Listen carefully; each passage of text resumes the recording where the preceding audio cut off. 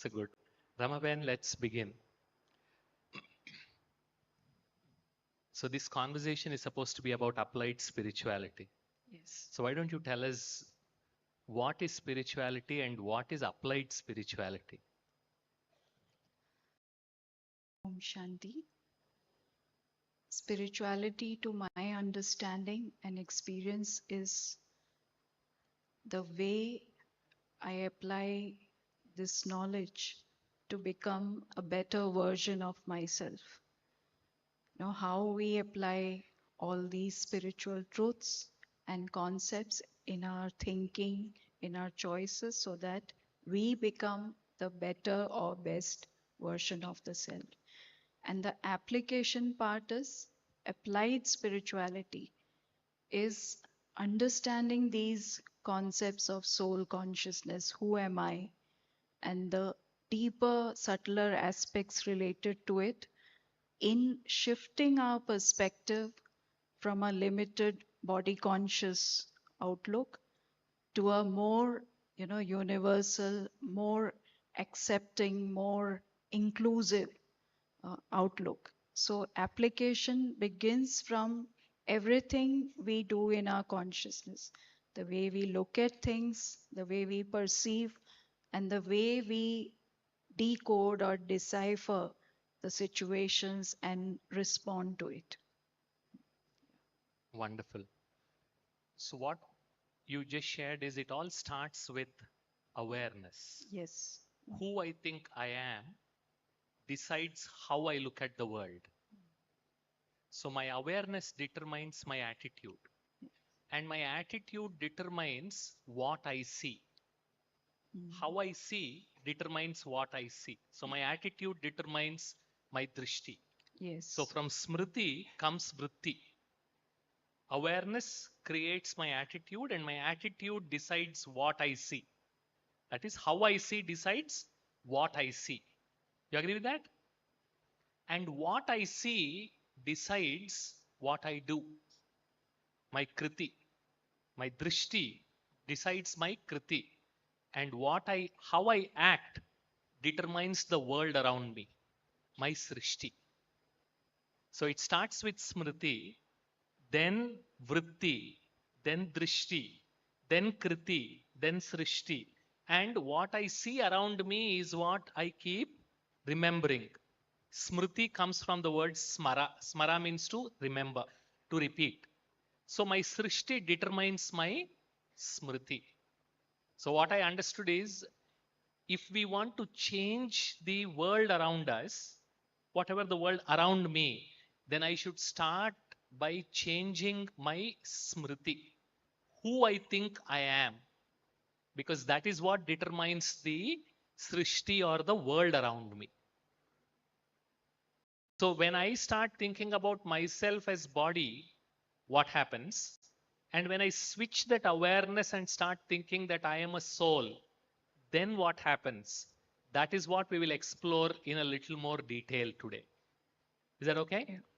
Because all of you, most of you must have attended today morning session, the first session about the soul. So how do we translate that into day-to-day life where the knowledge of soul becomes soul consciousness is what we will explore in the next few minutes. Sarama Ben, why don't you tell So, us? see, the whole aspect of consciousness is whatever it is that with which we identify ourselves deeply. That identity from which we are borrowing our self-worth. What Balabai was trying to explain, that chain of consciousness, smriti, vritti, drishti, kriti. The observer is the observed. The observer, that is I, the way I observe a thing, you know, it's always shaped by how I see myself or the way I feel about myself. So, soul consciousness versus body consciousness. I am a soul, I am a peaceful being, I'm unique. When I understand that I'm unique, how does it change my attitude? How does it change the way I look at things? What are the, shifts that we go through?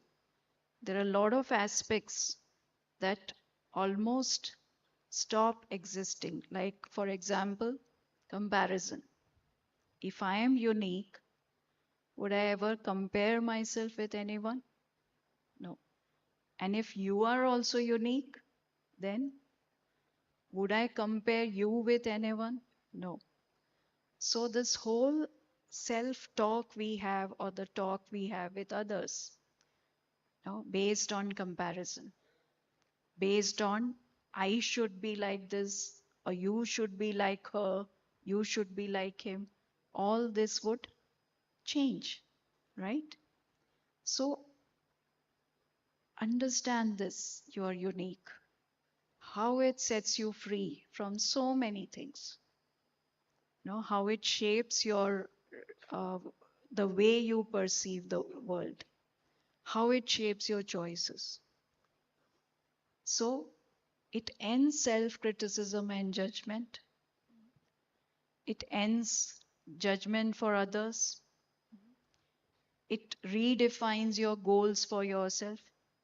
Then instead of competing and comparing, you start talking to yourself like this: okay, let me compete with myself.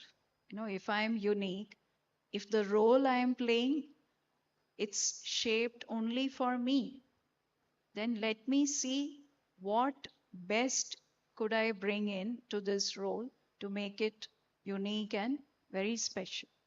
So it's a different self talk we. So this can go on with other things also. All aspects of your life start getting redefined by understanding your uniqueness. If you, if I'm unique, it also means you are unique. Is that the Yes. corollary? And if you go a little bit deeper into I am unique with respect to the self, if I am unique and you are unique, it means I cannot become you and you cannot become me. Mm. Very simple. If I cannot become you and you cannot become me,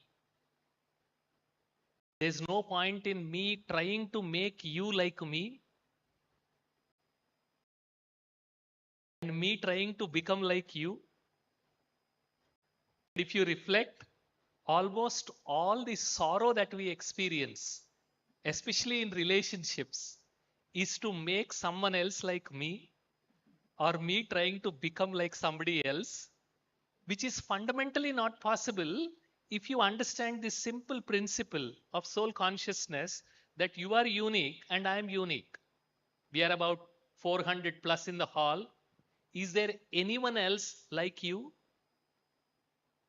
Is there anyone else like you in the whole universe? Isn't that beautiful?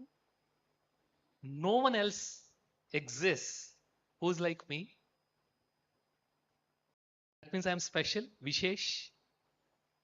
And when I am unique and you are unique, then there is no point in we comparing with each other, as Ramaben was mentioning. And now you translate this into various aspects of life. You start comparing yourself with your classmate. When you bring in this consciousness, this smriti, that my classmate is also unique and I am also unique, it means their intelligence is different from mine, their capability is different from mine, the way they think and react is different from mine. Yes or no? I'm just trying to, we are just trying to build that corollary, nothing else. So when the other person is more intelligent than me, is that my mistake? Should I feel guilty about it? If the other person is more capable than me, if the other person is more rich than me, should I blame myself? If other person got a better offer than me, should I blame myself? You see how by simply remembering just this one small principle, this smriti, that I am unique, how it starts impacting how you see yourself and how you see yourself in relationship with others. And we are just exploring one aspect of soul consciousness. There are many. We just started with only one. I am unique. Now, Rama Benji will explain when you start applying this principle between parents and children, how does this principle play out? We are going to start applying this one simple principle in every aspect of life. We'll go into little more detail, spend a few minutes, and then experience the power of soul consciousness, what you learned in the morning. So, building upon what Bala Bhai shared, so uniqueness, as he said, it comes out or gets expressed in many aspects of our personality. One aspect can be, how expressive we are or how, uh, reserved we are, or let's say the speed with which we accomplish tasks. Even the timeline is unique. The way we perform tasks, somebody does it in a certain way, and we start comparing. So you can maybe, apply, start understanding your uniqueness from by studying your own self criticism and judgment. If you observe all the critical talk we have about self and others, from that you can tick off each point and apply the unique principle there. And in parent child relationship, we all know, most of the parents try to shape the children according to the way they believe is right. They shape the choices of their children, like they should be a doctor or engineer or whatever. Or they try to shape or they compare their children with others' children, or they compare one sibling with another sibling, the younger one with the elder one, or elder one with the younger one, that you should be like him or her. They do this, right? So, all this puts lot of pressure on that soul which is unique to become something that soul is not, which is so tough, right? If you are pressured to be someone else, how would you feel? So, this kind of comparison, this kind of emotional stress that parents themselves go through, and they try to hammer someone to be like someone else, this creates lot of emotional trauma in some children. And sometimes they withdraw into themselves because that child is confused. Who am I? You know, I'm not good enough. Mm. Unless I become like this one or that one, I'm not accepted. I'm not respected. I will not be loved. So, that kind of expectation, it creates lot of emotional distress for parents and for the children. So, if we accept each child as a unique person, as Balabhai was sharing, you all have maybe heard of the poet Khalil Gibran. So that quote, Balabhai, you were sharing about children, please share. So there's this Libyan poet called Khalil Gibran who wrote this book called The Prophet. He writes about many aspects of life, and about children he says, your children are not your children. Your children are not your children. They came through you, not from you. They came through you, not from you. And they have come to tell their own story. Allow them. So parenting is like facilitating, parenting is not walking them through each step. It's like facilitating. You have to create the right emotional or interrelationship conditions which let that soul express its own uniqueness. Let that seed bloom. So parenting and teaching is more like facilitating, not, you know, like fixing them or making them go through, setting them in a mold. No. Your intentions as parents are absolutely right. You want the best for them. But when you start bringing in your own ego into it, I am from IIT and you want to do BCom? सोचा है मुंह कैसे दिखाऊं? How can I show my face? I am from IIT.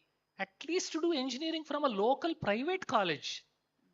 You want to become a painter? कुछ नहीं मिला है. भीख मांगोगे? You want to beg? You want to become a painter? And how does the world, how will they respond? Sir, what did you become and what did you make your child? What answer should I give? So now you see how you are literally trying to force your child so that your self respect is not hampered. And there, the equation of child, the agency that you need to give to the child, that respect is completely lost. And you see the amount of emotional stress that gets generated for the child, especially if the elder one is extrovert and the younger one is introvert. Last year, I was speaking to a relative of mine, especially during COVID, the younger one, he withdrew himself and he went, bright kid. He went to college. He could not survive there. He said, Amma, I'm not going to go to college. He came back home. Hours together, he used to play games and he would not even speak. She was completely upset. He was 18 years old. And then when I started speaking with them, this is what I told her. You know, did you try to understand where that person comes from? And this is a typical Indian parent thing. I don't know about other parents, but at least Indian parents, your love is so much that it chokes the kid. And the younger one was constantly told since childhood, because he was an introvert, the parents never understood it. Why don't you go out and play? Why don't you speak? Why don't you do math?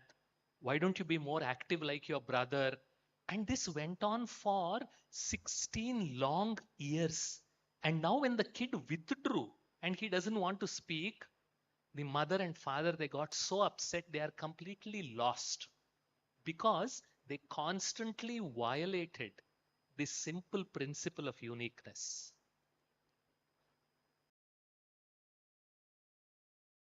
It's so painful because each one is different.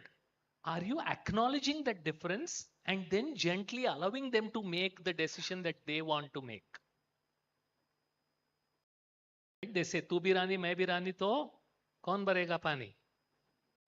So we need everybody in the society. And that's where another aspect of soul consciousness we will deal. I mean, we will discuss if we have time. It's about each one of us being equal. We are not same. We are equal. There's a big difference. We are different. And at the same time, we are equal. That's another principle of soul consciousness.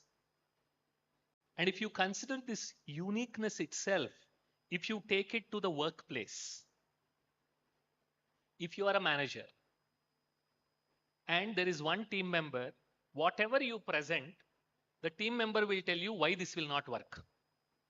Whatever you present. So now you say, next time when you want to go for a meeting, is that fellow coming? Don't invite him.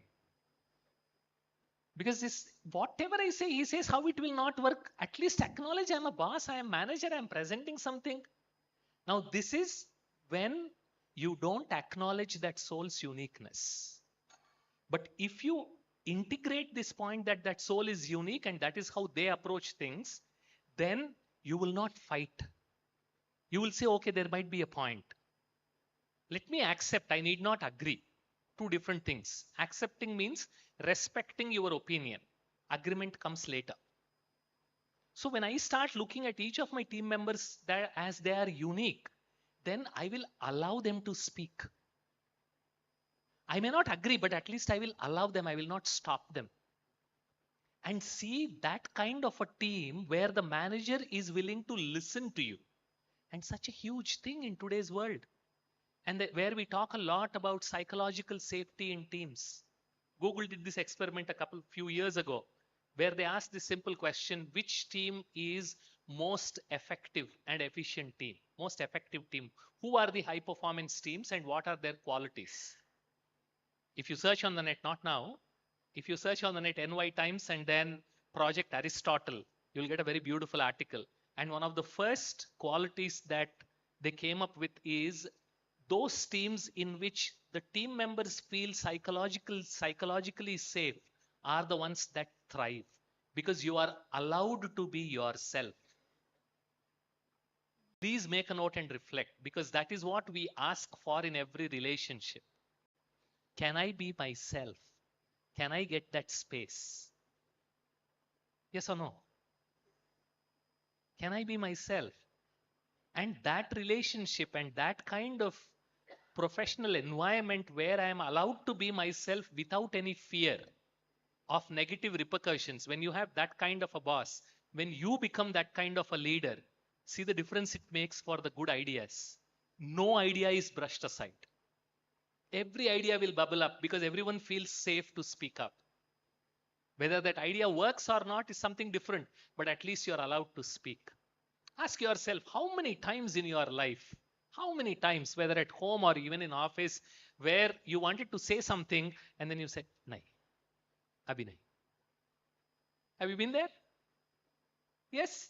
Even in the office, even in the team meetings, when they ask you, you know that something is not right, but you hold it for yourself because you don't want to upset the rest of the crowd.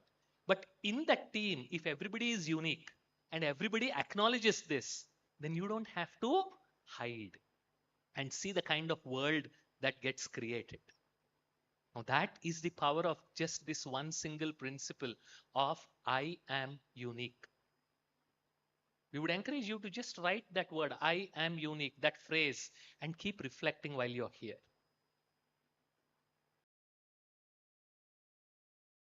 We all agree there is nothing to fight about it that I am unique. Will any one of you, or is there anyone else in the world who will say, no, I'm a copycat? I'm not unique. This is a self evident truth, and that is the power of soul consciousness. The other aspect of soul consciousness, which is very empowering, is self mastery. I am a master. I'm a master of my mind. I'm a master of the emotions that I go through. I'm a master of my inner kingdom, master of my senses. So, when we acknowledge that we are in control of the thoughts we create and every emotion that comes up or shows up, no, we don't have to identify it or we don't have to be influenced by it.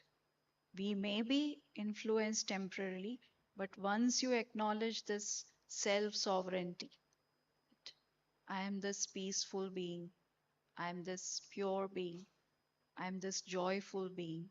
You know, when you come from that reality, then all these emotions are like passing clouds you can see in a detached way, and you don't identify with each emotion or thought. So, Balabai, can you share how this aspect of mastery has helped you in your own journey? Sure. And let me complete this point of uniqueness and then I'll come to the mastery. What I found, I got associated with Brahma Kumaris 32 years ago. And you all enjoy the food? Yes? So they have mastered this concept that pehle pethoba fir vithoba. Those of you from Maharashtra can identify. So the shortest route to one's heart, yes. So the shortest route to one's heart is through the mouth, is through the stomach. So this is what brought me in contact with Brahmakumaris, and then that journey still continues. And there are many unique things about this organization, which I found during the course of all these years. One of the things that I found very fascinating here is any task that they do, they will never call it as task or calm. They call it as seva. Seva means that which is an offering. The difference between task and seva, an offering, is the same as the difference between kheer and prasad. There's a difference because once you offer it, it belongs to him, and then it becomes prasad, it becomes divine. So like that, whatever you do here, this is considered as seva. So that's why we call all of them as sevadharis. They are vice presidents, they are CEOs, CXOs. You would not recognize. And tomorrow evening, when you meet all the sevadaris, you will know from where all they came and what all kind of seva that they are doing, managing different departments. And another unique way this organization runs, which many of you have asked in yesterday and today, is how does this organization get funded? How does this run? So it runs purely through voluntary contributions.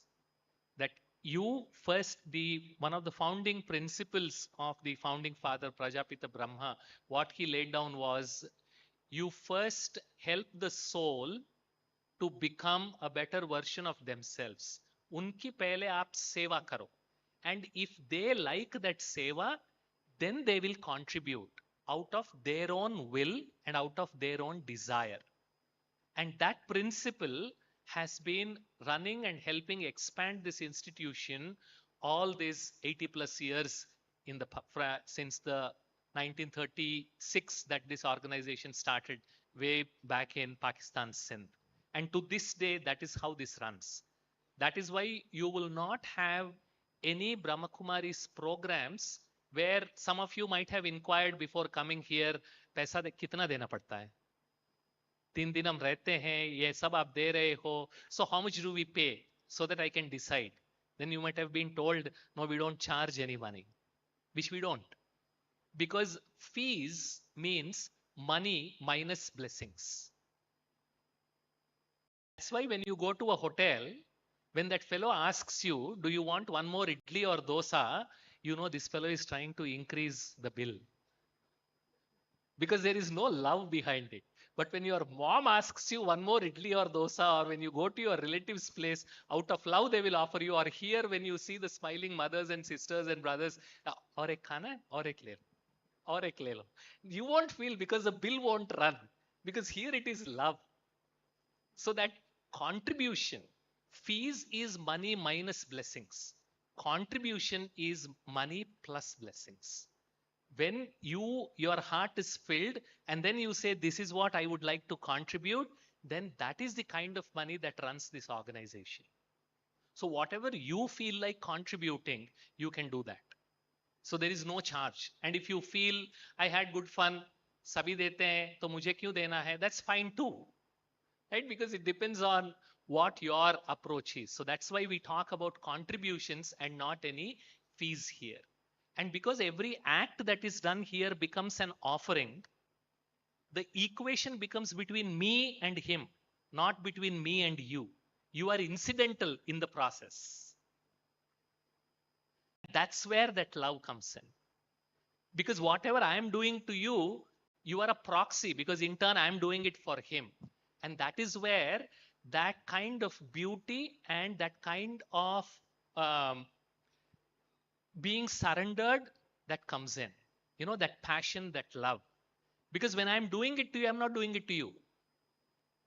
I'm doing it to him, for him. So finally, it's going to come into my equation only, into my account. And see that beauty, how beautifully it purifies the whole concept. And that's how this whole organization runs. So that's something very, very unique and very, very profound that I learned, which influenced me very deeply. So I thought I'll share that aspect of uniqueness also about this organization. And now talking about the mastery concept that Ramaben was talking, I'll give you a simple example. This happened with me personally. One of my friends, he introduced his friend saying, Bala, this friend of mine needs some help. I said, fine. During the conversation, I learned that that friend of my friend has become a drug addict. He wants to come out of it, but he could not. He tried many times. He went to rehab, came back again got addicted, and again he went to rehab. This was going on for a few years. Young fellow, 25, 26. And then he came to me. Then I started having conversation. Then we talked about this concept of I am a master. So I introduced him to this concept that you are a master of your mind. You decide whether you want to take that substance or not because you are the boss. As soon as he heard, he started crying because until then, he thought he was a slave for that substance, Smriti. And once that awareness changed that he was a master, suddenly he started feeling the innate power he already has. And now he felt that, yes, I can make the decision. I can reject that thought. Then we had a couple of other sessions where I taught him about the principles of overthinking and the few principles about thinking, how your mind works, how you need not believe, how you can always create another thought. All of this based on this simple principle of soul consciousness that I am master. And this conversation happened almost 5 years ago. And to this day, he's sober. He hasn't taken any drugs because he moved to now he decides what he wants to do.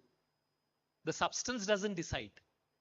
So he's taken to boxing, he's taken to physical exercise, he's taken to a lot of hobbies by his choice because he always remembers, I am the master. This is the mantra he repeats every single day. And see the power. Because today we feel so helpless about so many things because we forgot about we ourselves being the master of our life. Ask yourself, and you don't have to again feel guilty. It's not about feeling guilty, it's about trying to understand and with a lot of compassion, trying to become a better version of ourselves. Like so beautifully Ramaben put it, the definition of spirituality. So, one aspect that I am the master can make a huge difference because when you say I am the master, then I decide to respond. I will not react.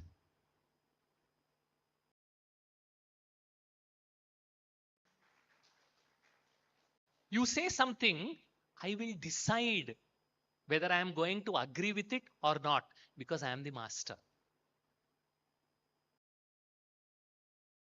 As we discussed in the afternoon, when I start reminding myself about my power to create my own experience, suddenly you feel so liberated. Because now it's not a small stupid mobile phone or some app or some email or one like or one extra follower. That doesn't determine my happiness. I create my happiness with the story I tell myself because I am the master. So when you start approaching things in your life, any small thing of being a master, see the difference it makes. And this is just one more smriti of soul consciousness. So you can apply it in relationships also.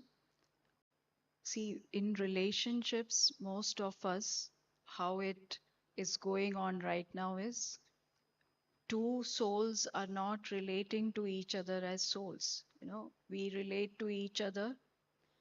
The image we create about the other one in our consciousness. So I behave or I relate to you. Basically, I'm relating to the image that I have in my consciousness about the way you see me. right?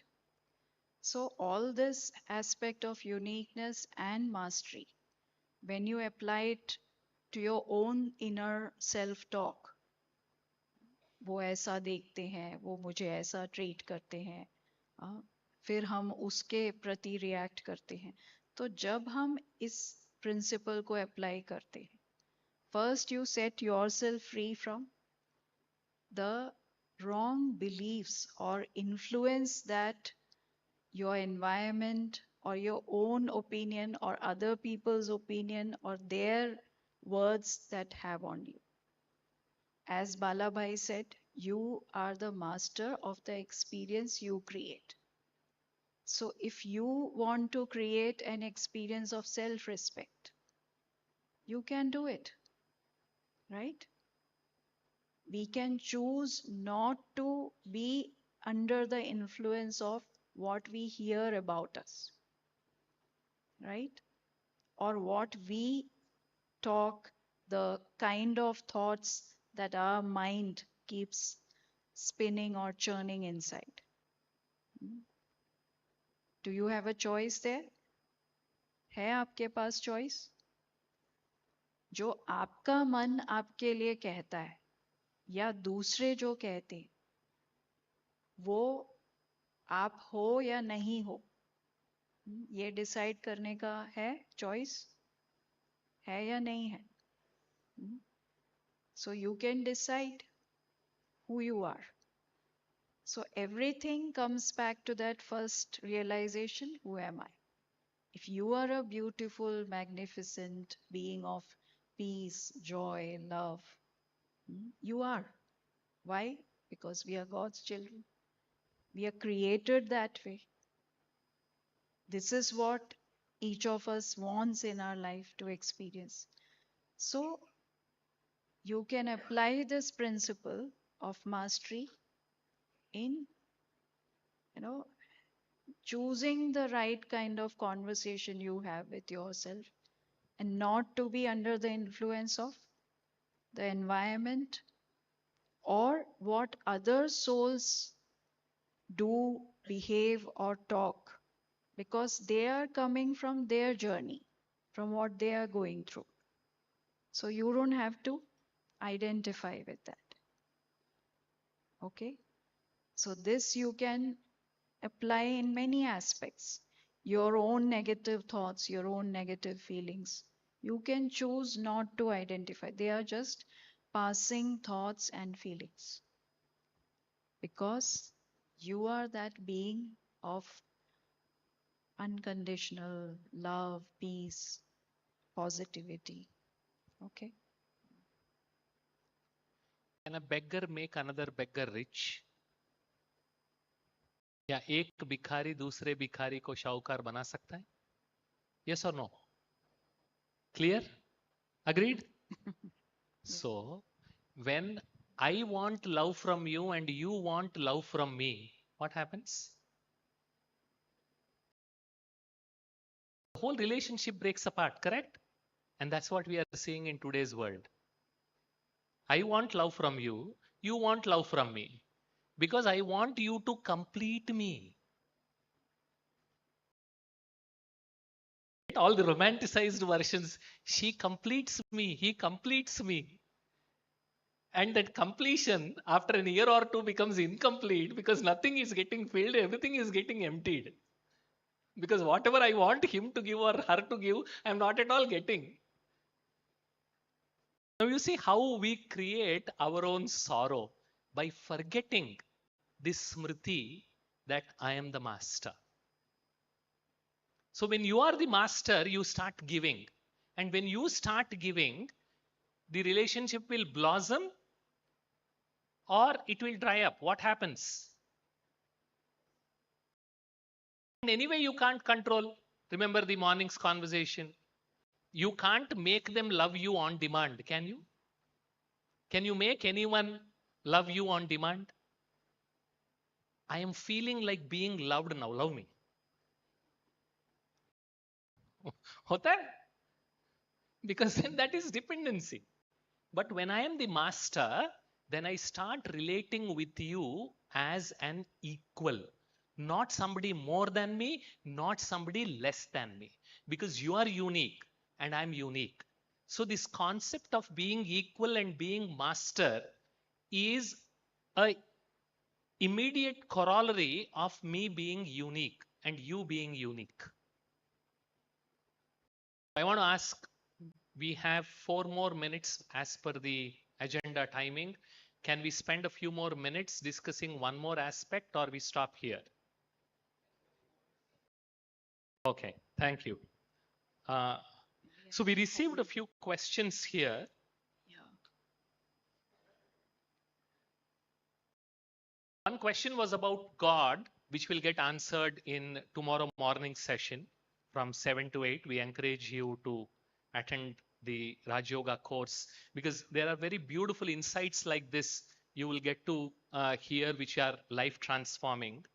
And there are a few questions about how to feel empowered between toxic management when your manager and superiors don't support you at work. So these kind of many questions about workplace.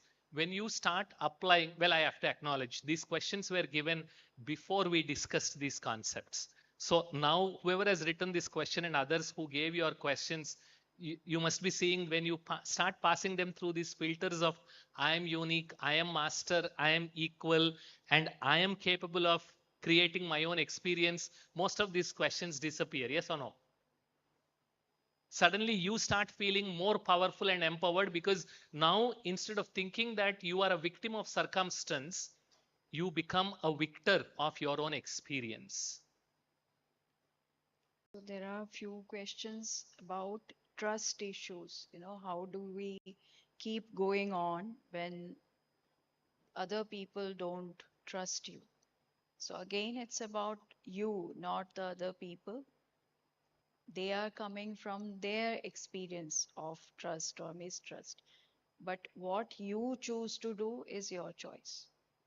So that answers the question. And Because I cannot make you trust me, I cannot control you. The more I try to control, the more unhappy and sorrow that I'll experience. I'll continue to do what I'm doing, because I can't make you trust me. I will remain consistent, I will remain persistent. And at some point of time, it is a choice you have. You want to continue with that relationship or move on. Then you decide like a master. so it's about, choosing what you want to experience and express, not what others are doing vis-a-vis that. So we have to center ourselves on that point. And the next is getting rid of thoughts from past and changing the patterns. So it's not about fighting with the negative thoughts. It's about choosing to be positive or your peaceful, loving, joyful self at any given moment. So the more you create patterns of positivity, these old patterns will vanish. That's the way we choose to be more creative. We'll discuss about this particular aspect in a little more detail in tomorrow's session. One important point, again, I want to level set the expectations so that you won't get disappointed.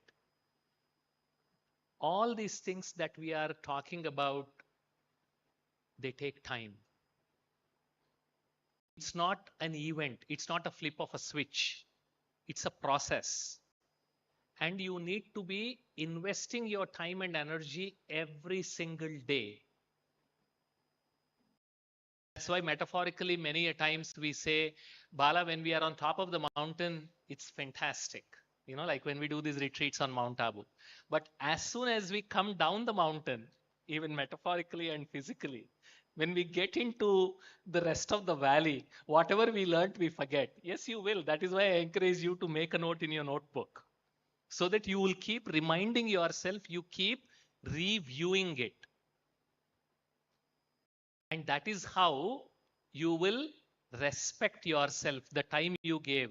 Respect is respect. You will keep reviewing it, right? Respect. You will start seeing yourself in a different light. That is a respect that you can give for the time you are giving. So we'll talk about one more as in another 5 minutes, and then we don't want to take more of your time.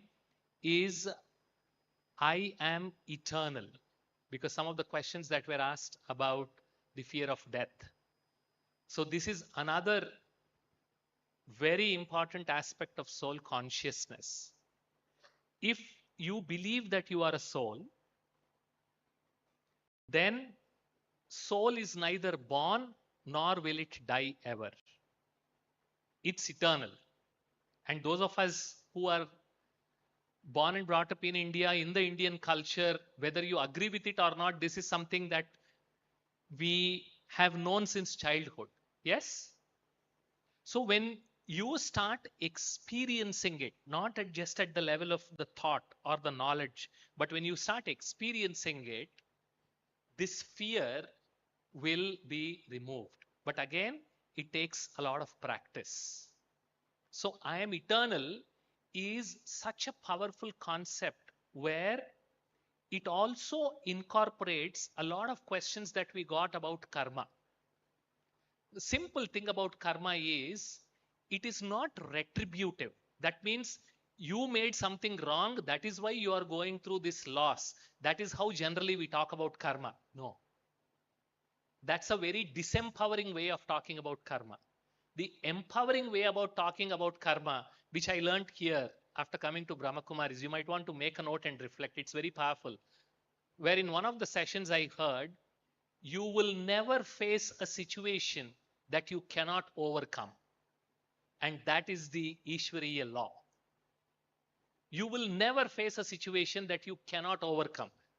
Whether you remember this principle and you try to overcome it, or you don't remember and you succumb to that situation, is in your hands. But the law says you will never face a situation that you cannot face or overcome.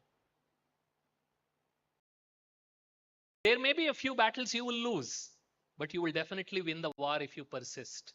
With this faith that you will, with this simple principle that you will never face a situation that you cannot handle or overcome. And the law of karma itself is about helping us become a better version of ourselves so that every situation, every relationship, every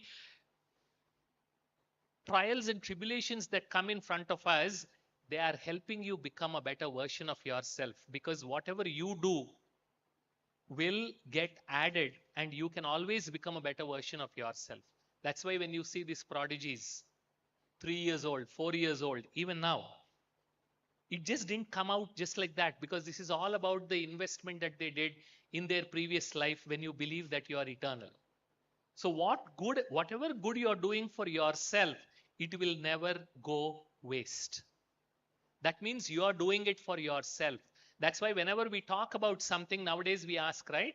What's in it for me? There's nothing wrong with it. But when you consider yourself as eternal, then in this life, whatever relationships you are having, whatever disturbances you are having, you will not consider them as limited only to this life, where you will say this investment will definitely get paid off. This is never going to go waste. And that is so empowering. So this principle of I am eternal, we can go into a lot more detail, but we don't have time now. So I'm just giving you some thoughts for you to just reflect. A few other aspects of soul consciousness which you might want to make a note and reflect in this form. Next is I am connected. So when you club karma and eternity, you are never alone. You are always connected. I am connected. One of the biggest problems in today's world is loneliness. You're in the middle of a crowd, still you feel lonely. But when you start remembering that I am connected, then you are never alone. Next beautiful concept or principle of soul consciousness is I am light. I'm not this body made up of 5 elements. I am that spiritual light. And the next most important principle, I am valuable.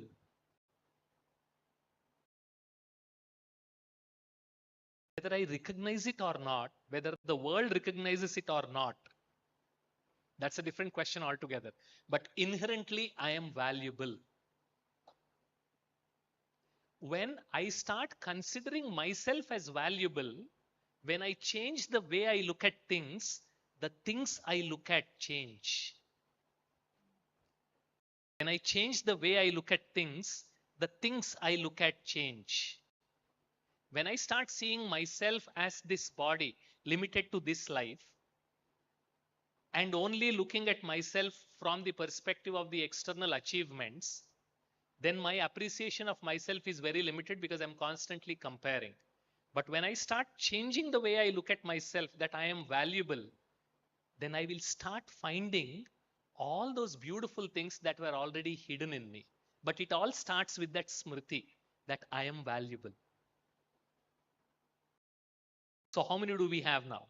We started with I'm unique, I am master, I'm equal. Next, I am connected, I am eternal, I am valuable, I am light. Now, if you see, all of these are self evident truths. See the beauty? When I say you are the master, is there anyone in this hall or in this world who will say, no, Bala, I'm a slave? मैं master कहाँ यार मैं नहीं हूं मैं तो slave हूं. Is there anyone who says that, including a small kid to somebody who hasn't even who faced a lot of failures, even he intrinsically feels I'm a master, yes or no? So these are self-evident truths. It's just that we need to keep bringing them into our smriti, into our awareness, and start reflecting on how that awareness can impact our attitude and how our attitude changes our vision, our drishti, how we see ourselves and how we see the world. And that influences how we respond or act. And that creates the beautiful srishti around us or the creation around us. So it all starts with these simple smritis. Okay? So we'll sit down and do a couple of minutes of reflection where Ramaben is going to walk us through a simple summary of this. Is that okay? And then we go to our rooms for a good night's sleep. And no mobiles, at least when you are here, because they will disturb all these beautiful thoughts that you already have. So allow them to be there while you are going to sleep. You'll get very good sleep. And come back for Amrit Vela. Yeah.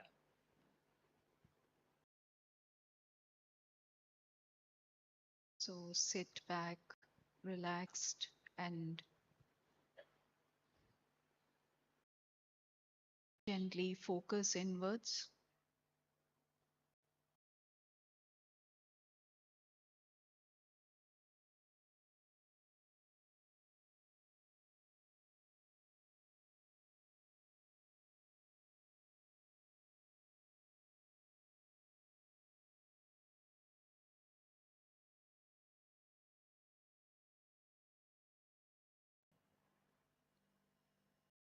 As you breathe in,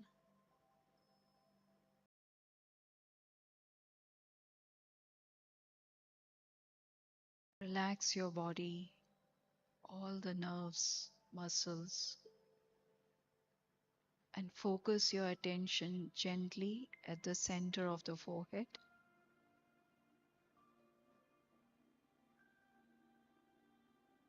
You realize you are this tiny point of light, a sentient point of energy,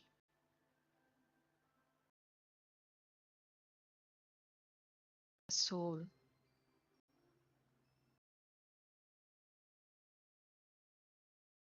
the one who thinks, understands, and experiences everything.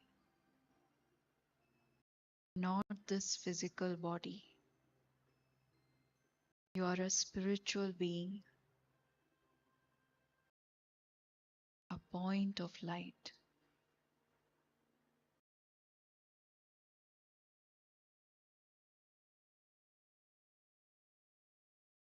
See your identity as this eternal, immortal being.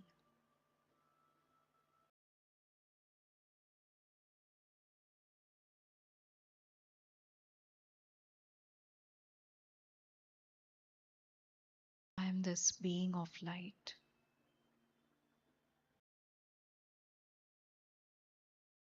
a unique, magnificent being.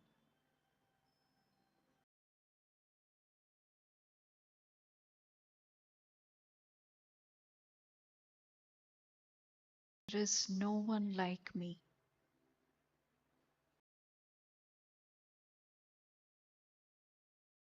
I am beautiful, special.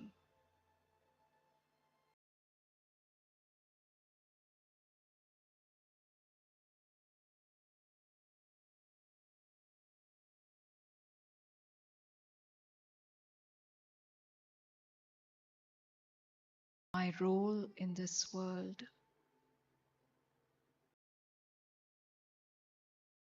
is absolutely unique, perfect. Only I can play this role.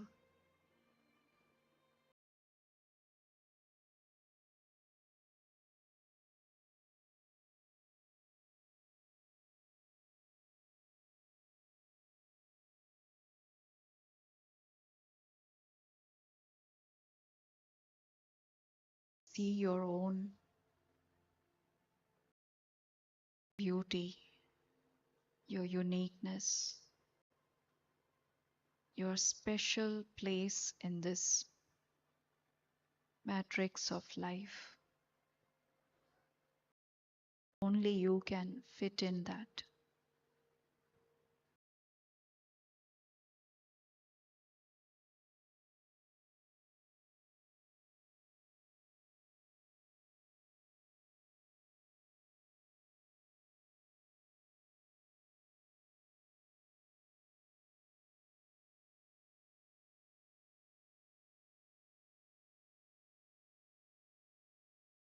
I am a peaceful soul, being of joy.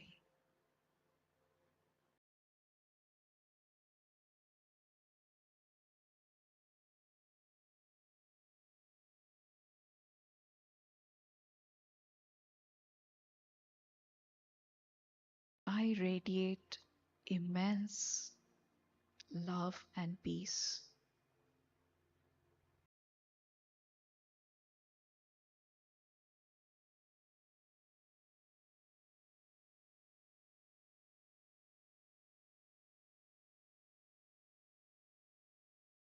In this moment, I realize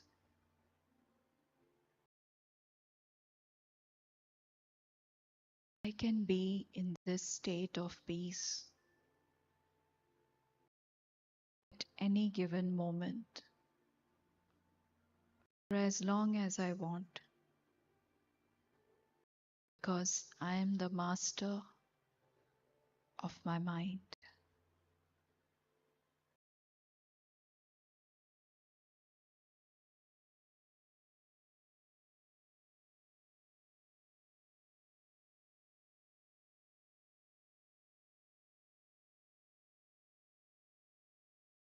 I am aware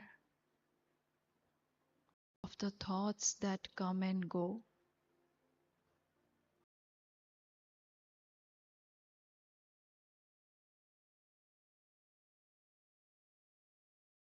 I can choose, reflect, and experience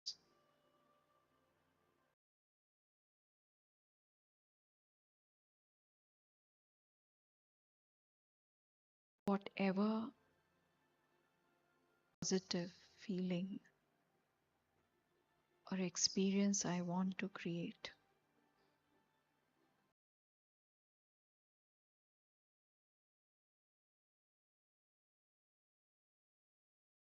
I'm free from the influence of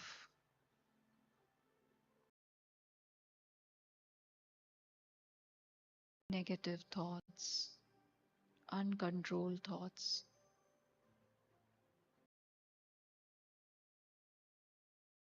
and all the passing emotions. I am a peaceful,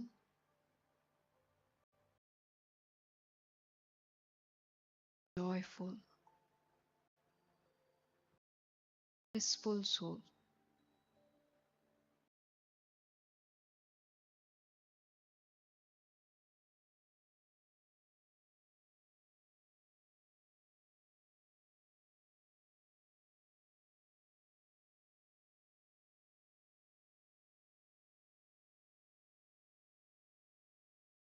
Instead of being influenced and reactive, I can pause, reflect, come back to this awareness of my true self,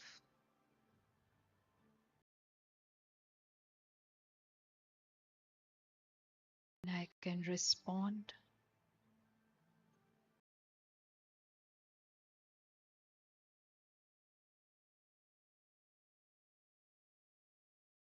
positively.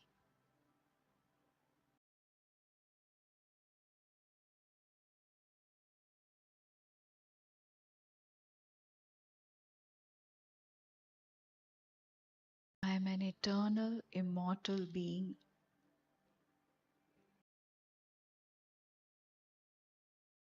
on a continuous journey of experiencing life,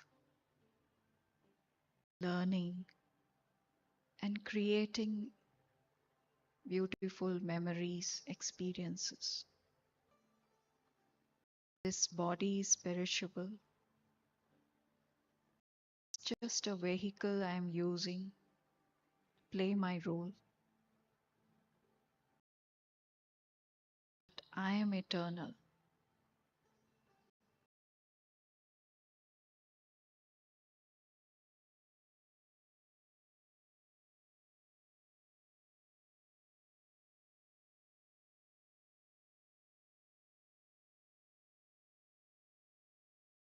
I can continue this journey of learning,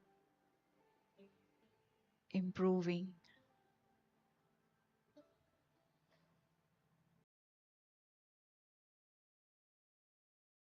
and becoming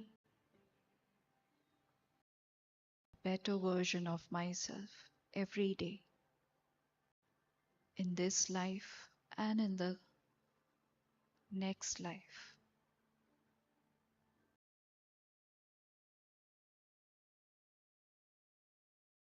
Nothing limits me, not even death.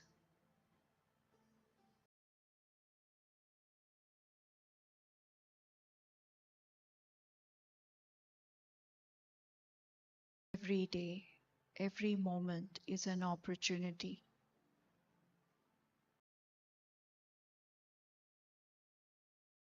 to experience and create the best.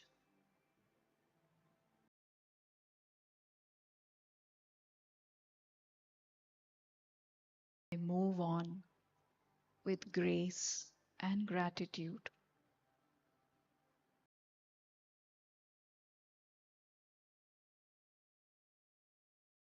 I'm light, very relaxed, free, and happy.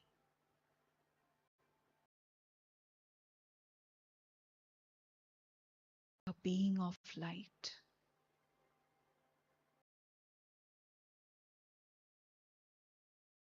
I understand myself, my journey. I understand every soul's uniqueness. I understand their journey and accept them. I accept myself completely.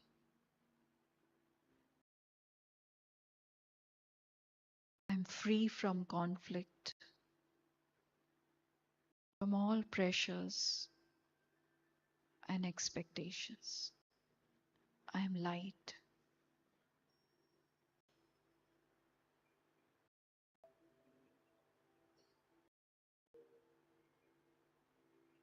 I'm blessed.